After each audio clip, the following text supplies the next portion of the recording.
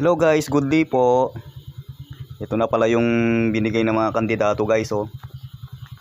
Mga palanggana na maliliit. Dito, oh. Lagyan ko na ng ng karne. Kain ng karne, tapos ito naman gulay. Dito naman para sa isda sana ito kaso magmumunggo ako ngayon Munggo ang lulutuin ko ngayon kaya ito lang yung nakalagay, karne saka gulay lang. So yan, nagamit ko na guys. Ito lagayan talaga ng ng isda. Para sa isda tong kulay blue na to, tong palanggana na maliit.